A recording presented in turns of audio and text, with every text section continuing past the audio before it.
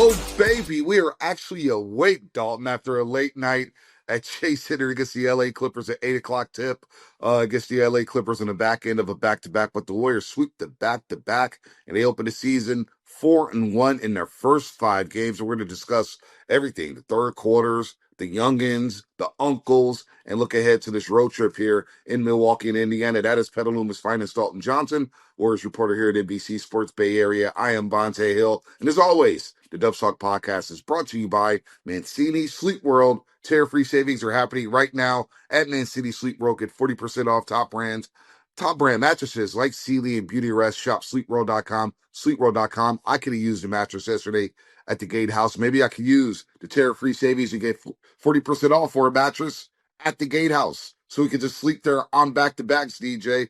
Plus every purchase back by our resties. We promise Mancini to make sure you sleep soundly in every single way, and that means 365 night comfort guarantee. Try your mattresses for a full year. If it's not the right fit, we'll fight to make it right. And so far, the Warriors are fighting to make it right with all their combinations and their depth. And last night they put on a show. And so far, there's a couple storylines for me, DJ. I want to see where you go here. But it's the development of Jonathan Kuminga, the evolution of his game. We're watching Brandin Podziemski in his last two really ball out there. But also the way they're managing the lineups in the third quarters. In their 4 wins, the third quarters have been the difference in those victories. Oh, they just been putting the clamps on in the third quarter, coming out like the old school third quarter dubs. It felt like they kind of lost that mojo somewhat recently, the last few years, because we remembered those dynasty years. Once halftime came out, it was truly night-night before the night-night even happened, right? I mean, it was game over for the other teams. And that's what we saw last night against the Clippers, where they went from being down by 3 to all of a sudden the game is completely flipped like that. Steph Curry starts off the third quarter where he either scored or assisted on the first 14 points. And then it was really a Jimmy Butler third quarter, I thought, where he just controlled the game. So it felt like we're seeing Bonta the closest that we ever have, I think, to this combination of the quote unquote two timelines into one timeline. The youngsters aren't rookies anymore. They're in their second, third, fourth, fifth years where they've had that experience. The actual youngsters like Brandin Podziemski, they've had the playoff experience now. They've learned from that. Quinten Post is an older second-year player at 25 years old. And so I think that this is a team that we're seeing. It's only 5 games, but that feels like they're built for both the regular season and the playoffs. Exciting times for the Warriors right now. Yeah, it's so early in the season, right? We haven't even gotten into November, but we like what we see, especially defensively. Last time they get to Clippers, they put on a clinic going plus 18 in the third quarter, 32-14.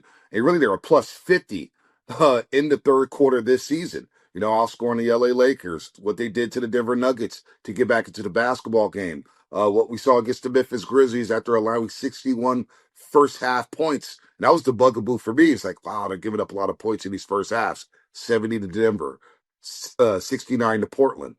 And then, of course, against Memphis to 61. But last night, they got off to a great start. I thought Quinten Post set a tone down low against Ivica Zubac. And now Zubac ended up getting his double-double. But I thought Post, man, really played hard that first half. And the Warriors were up 15. The Clippers, they go on a big-time run to end the first half. What was it? They go on a 24-6 run to end the first half. They take Finally a 3-point lead. half. Yeah, but then the Warriors, they end the third quarter with a 25-6 run. And so far this season, if they can just become active defensively, because by far against the Clippers, there's the best defensive game of the season. They hold the Clippers to just 78 points, and they ain't come in rolling offensively. But those third quarters, and yesterday with the clinic they put on, you mentioned Jimmy Butler controlling that game in the third quarter, but DJ, Steph had active heads. He had a couple steals. We saw Kuminga getting in the passing lanes. And you had the conductor back there and Draymond Green barking, roaming the paint, playing great help side defense. So to me, the big storyline is the connection and the cohesion in that third quarter to really blow these games open and take a sizable lead. And look, it was a rest and chill night at the end of the fourth quarter yesterday against the LA Clippers, something they badly need. But for you, through the first 5 games, what's your biggest takeaway as the Warriors have started 4-1? It is the development of Jonathan Kuminga. I think that is the biggest storyline. Like, this team, obviously, the only way that they're going to have a path to contention is if Steph Curry, Jimmy Butler, and Draymond Green are playing at a star level. But their only way that they can even get towards that road is if these young guys are being able to uplift them when they're playing with them and then without them. We've talked about like, okay, JK is going to have his nights where Jimmy Butler's not playing, Steph's not playing. He's going to go out and get his. But does that really actually matter, Bonta? It's about how he can play with them. Like this team, like their only chance again are their actual big three. They're the unction big three, right? Like the uncles holding it down. But they have to have those younger guys get as close to on the same page as them as far as that connection as possible. And that's been JK. He's been a connector, like we hear about with someone like Brandin Podziemski. I mean, his rebounding, his passing. I think he only had one assist against the Clippers, but that was another dime. I mean, he recognized, he slowed it down in transition to recognize that Steph was about to cut and hits him with that bounce pass right there. And those are the ways that the game is just slowing down for him. The previous game against Memphis, where he goes and gets 10 rebounds, 7 on defense, 3 on offense. Last year, JK, he only had 2 games of 10 or more rebounds. It took until the Warriors' 30th game of the season for him to grab 10 rebounds. It's just the mindset shift that we're seeing him is paying dividends for not just himself, but the stars around him too. No, you mentioned the rebounding. He's leading the team right now with 7.5 rebounds per game, and he's skying high for those rebounds. The athleticism is on full display, DJ. The 16 points, but it's the efficiency and the shot selection. Like last night, he didn't settle for the 3-point shot. Okay, it's not there for me 1 for 2. I'm going to go inside. I'm going to try to play make. I'm going to move the basketball. Pardon me. He's not forcing it offensively. And I think that's a great development there. 16 points, against 7.5 rebounds. And, the talent was always there for JK.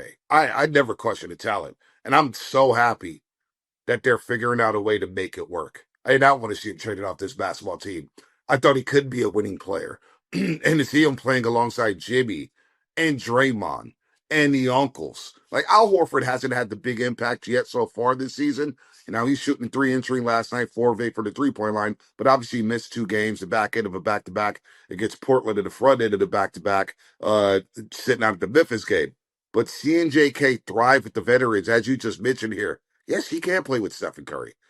Who can't play with Stephen Curry? Stephen Curry makes the game easier for everybody on the floor. The spacing. Look, Jimmy Butler. He told us last year in the playoffs, I can thrive with JK. I can help this young man. And we're seeing his mentorship on full display with Jonathan Kuminga before practice, after practice, talking to him on the floor. Hey, go get this ball. This is your ball. This is your possession. So you got to love to see that. And I'm with you. That is the biggest storyline so far this season through the first 5 games is, oh, wait, JK can not only play with the veterans, but Steve Curry even acknowledged, DJ, you know what? He's going to be starting moving forward. Oh, yeah. He didn't hesitate. Like he was, yes, he is a starter. Like, how can I take this guy out? Because he's figured out how to play with Draymond, how to play with Jimmy. I will say, like, the spacing obviously has always been the issue. And some of these numbers might come down. Jimmy Butler is shooting 57% from 3-point range right now. Yeah, like that's not going to continue, obviously, right? Draymond's making those threes early in the game. JK's 3-point percentage is like around 45% or something like that. All these numbers are going to come down, but I think it's the high IQ plays that he's doing around them where you're going, even if the spacing isn't perfect from 3-point range, it's the passing and the cutting that's going to feed off of that and still lead to spacing, because if Steph Curry's on the floor, there's always going to be extra space, right? And I think that they're using Steph and JK in such interesting ways. They're using Steph as a screener for him now too. And like the versatility as far as that kind of pick and roll goes, like that is just an absolute problem for other teams. And it's pretty ironic, Bonta, because, when we had Aaron Turner on here, asked him about the comp. I know that JK was asking about the comp in the locker room too last night. What I'm talking about is Shawn Marion. That is the guy that Steve Kerr has said, if he can play like a Shawn Marion, like an Aaron Gordon, who Aaron Gordon went from athlete to now, is this someone who's going to go from a dunk contest winner to a 3-point contest winner? We've never seen that kind of development, but that's what we're seeing in Jonathan Kuminga. He's playing a lot like the Sean Marion role right now, and it's been perfect for the Warriors. I remember when the Sean Marion comp came out, and I remember thinking, that's not a bad thing. Do people No, know who the it's Matrix a is? great thing. The Matrix is a baller. I mean, he could do it. He filled the stat sheet. The one area where the Matrix really thrived is blocking shots and contesting the rim. Kuminga's getting there. Not there yet, but he's getting there. But the rebounding, the passing, and then Sean Marion, he started making his 3-point shots. So, and he was an all-star. Sean Marion was a baller. So when I heard Steve Kerr say, man, can he be a Sean Marion? I'm like, all right, this is an NBA champion we're talking about here. That's not a bad thing. Some people scoffed at it, but I thought, it's not bad. Okay.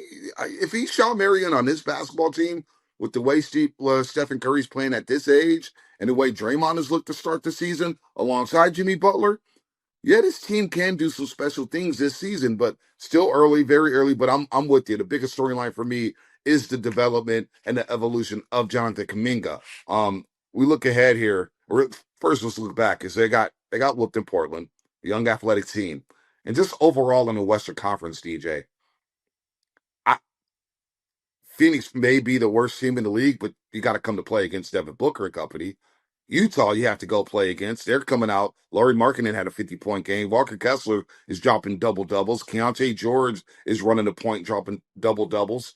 Um, Portland, young athletes. And we saw them on full display here. And those youngsters here, as we continue to roll along with the youngsters, they're going to get an opportunity to play.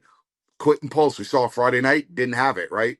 Klingon outrunning them down the floor for a transition fast break, didn't have his 3-point shot rolling. Well, what do you know? A couple days off, some film study. He's going to get to Ivica Zubac, who averaged 17 and 16 against the Warriors last season in the 4-game sweep. They had no answers for him.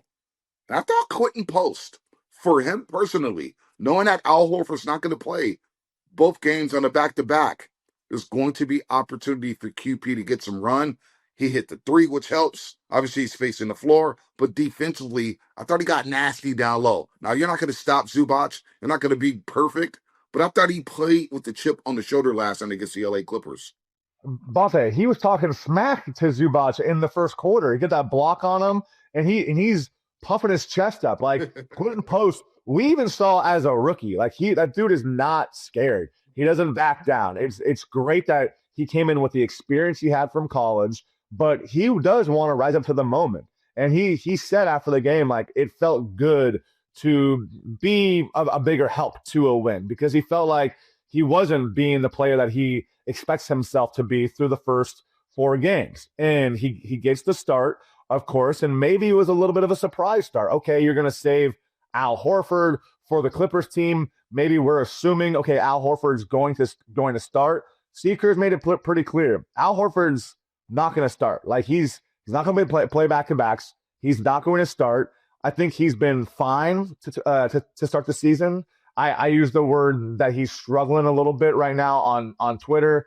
That got the kind of reaction that we're used to seeing, of course, Bonta. People weren't happy about that.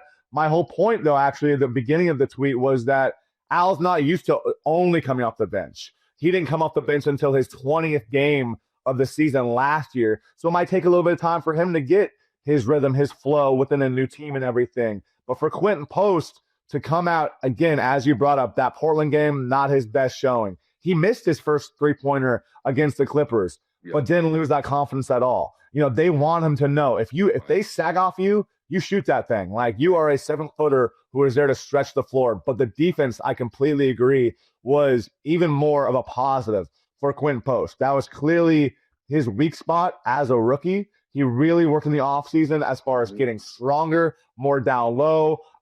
He had 8 rebounds. And that is the development that you want to see as someone who already has that knockdown shot, but he had to get stronger. He had to be more aware defensively. And I think he more than held his own against one of the best big men in the NBA. No, I'm with you. Those back-to-back threes he hit in the first quarter to get the Warriors a 10-point lead. Next thing you know, they're up 40-25. But I thought that did wonders for him coming out of a timeout.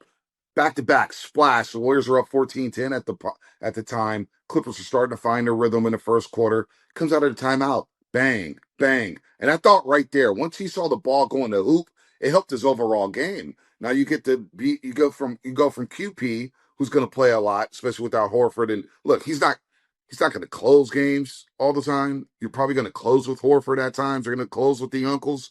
But getting nearly 25 minutes last night against that Clippers team, that's a huge development. And again, the ball went through the hoop for him. 4 made threes for Quinten Post, 4-7. I don't care if he takes every field goal from the 3-point line. He can knock those shots down. So the Warriors are going to need his confidence from the outside there. But you see Brandin Podziemski, and Steve Kerr mentioned this, and I want to know what you think about this. Knowing that Al Horford's going to come off the bench, Steve Kerr mentioned saying, hey, that fifth spot is going to rotate from QP and Brandin Podziemski. So will we see QP when opposing teams go bigger? Will we see BP when teams are smaller? How is that going to work out here moving forward as we head to Milwaukee for Brandin Podziemski's homecoming? I mean, that's what it seems like, right? I mean, that's at least how they handled this back-to-back, knowing that the Grizzlies, yeah, they had Jaren Jackson Jr., but he's not your traditional big man center by any means. And they were down a handful of bodies. They didn't have Zach Edey, Brandon Clark, so on and so forth, as far as those big men down low. So then you go smaller, and BP has a great game. His best game of the season. He needed that breakout game after struggling early on, goes out with his 23 points. He had the 3-ball rolling. And really, it was no surprise to me, Bonta, that Steve Kerr set up that first shot of the game against the Grizzlies for Brandin Podziemski. Used Steph Curry as a screener on Jalen Wells and John Morant. And right when he made that 3-pointer, you can almost see like the sigh of relief come off of BP, like the happiness on the Warriors bench with the coaches. Like, all right, he needed that first one to go down. Now we're rolling. But yeah, it'll be interesting to see how they do decide QP versus BP matchup based, because we know, yes, like Steve Kerr wants more cohesion than 38 starting lineups like last season, but he's also very much of a matchup based coach. So I think that this is also kind of the player that Brandin Podziemski is. Like he's a swing guard. He can play with the stars. He can start games. He's not your traditional 2 guard. But he's also not just a backup point guard. So I think it might be the best way to use BP's skill set as someone who fits multiple players. And then with QP, you want him next to a Draymond as that stretch 5 and still being able to use Al Horford's minutes the right way. So he's playing in the most important minutes instead of just, okay, starts the game, closes the game, but he has this huge break on the bench and maybe now he's cold and can't really close the game. So it's going to be very matchup based, but it just seems like they have this down to a really interesting science early on when it's working with Rick Celebrini, working with their advanced analytics, everything. So it's going to be, a combination of BP and QP come off the bench or starting. Yeah, no, I like the development here. Last 2 games against Memphis, 23 points, 6 assists for BP, 5 of 7 from the 3-point line in the start. But I also love the block shot on Chris Paul. Oh, my How about God. that? Hey, mentor, what's up? Let me pin this off the glass, then get rewarded on the other side with a nice little layup there over the bigs. That was the play of the game right there, Bonta. I mean, what a great. Yes, and the way that he was reading Chris Paul, like with the stutter step, like, no, I'm going to pull a LeBron and I'm going to block you right here. Like that was nasty. He got it on him, pinned it off the backboard. He goes the other way. He uses his little fancy footwork, step through with that layup. Like that was the sequence of the night where, I mean, we're all like, oh, on the press row right there. BP, like that was easily the sequence of the night. That's going on top of his highlight reel at the end of the season. Like it was the 2-way play, and that's what you want to see from any of these young guys. That's how they're going to impact winning on both sides. That's how they're going to stay on the court and play with the stars. That's how you win a back-to-back, how you win a 4-game week, how you withstand the grind of an NBA season. I think that's what truly has Steve Kerr and everybody else so excited about the balance of this team right now. Yeah, 5 games in 8 nights, and they start 4-1. And this week, as you mentioned, 4 games in 6 days, and they'll go on the road. They'll have a pit stop in the Bay Area, or I guess against Phoenix, and then they'll head up to Sacramento before hitting the road for a monster road trip at the beginning of November, which we cited in the off season. But The Warriors, they kind of let their hands off the rope a little bit in the second quarter, and they only scored 13 points.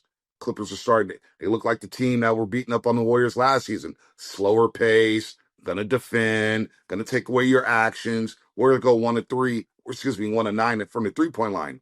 And then the third quarter happened. And they outscored the Clippers 32-14.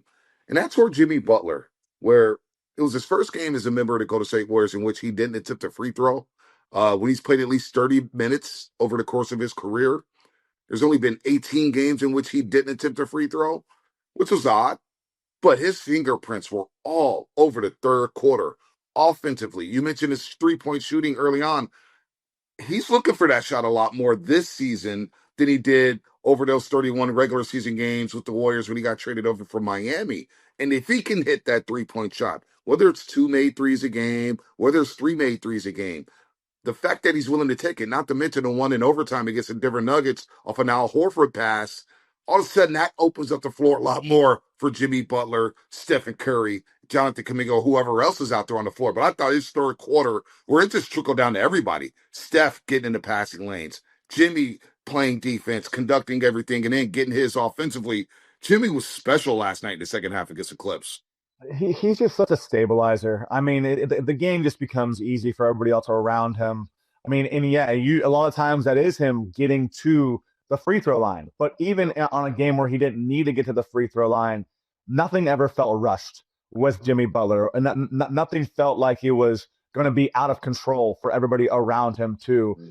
He seems like he's just in such a great place with this team, whether it's in the locker room joking around after that Memphis game. I mean, the locker room after the Memphis game, Bonta, was a party. It was wild. People were having fun in there. It was just great bond after that win. I mean, Jimmy had one of the more wild outfits I've ever seen. I can't even describe the shirt. He's rocking a leather do-rag. Draymond's going into detail about what happened with Santi Aldama and again, just stop right there for a second. You know what? We haven't talked about that. So Dalton in the gatehouse. We're watching in the gatehouse. Zena, Fezzi, and myself, right? And Draymond loses a handle. I said, Warriors, they're about to blow that game open. They're off and running. He loses a handle. And Fezzi goes, uh-oh, something might happen. And then that play happened. Now, I don't think it was malicious. It's a hard foul. Thankfully, Aldama didn't hit his head. He protected himself. But it's Draymond Green involved. So we knew it was going to be a flagrant, basically. Oh, yeah. But the talk, he's telling Jaren Jackson Jr., shut up. Over and over again. Shut up. I don't care if you're a Michigan State Spartan. Shut up. Little brother. And then Aldama misses the 2 flagrant free throws and the skip, the hop. And then after that, the game was over. The Warriors literally, like the mind games. The Grizzlies might as well just walk into the locker room. It was over right then. Draymond came into the locker room, and I just go, "You're riding the horse tonight, weren't you?" And he just lost it. He was going off on Santi, and I was like, no one has ever wished it was a common foul instead of a flagrant foul more than that man after he missed his first free throw. And he goes, it was over. It was over. It was over right then. And he's just yelling, ball don't lie. He's skipping around the entire court like that. For people like that don't get to be around Draymond, that's Draymond at his best. I love when Draymond is doing that. You still need that on this team. I mean, my God, like what an absolute scene. He is cinema every time, Bonta, always. Dude, he was. And what was it like in the arena when he's skipping around? Because on the television, as we're watching in the gatehouse, it felt loud. It felt like the crowd was re-energized during that third quarter after Draymond started skipping and talking and telling JJJ to shut up. They all felt it. It was like, yeah, like this is our house. Like this is our guy. This is what we do. It felt almost like a we are back moment, kind of like, you know who we are? Like, we're the Warriors. You're going to try to grab your neck and do this to us. And no, like it felt like, really? And again, kind of like the thing with Triple J with shut up.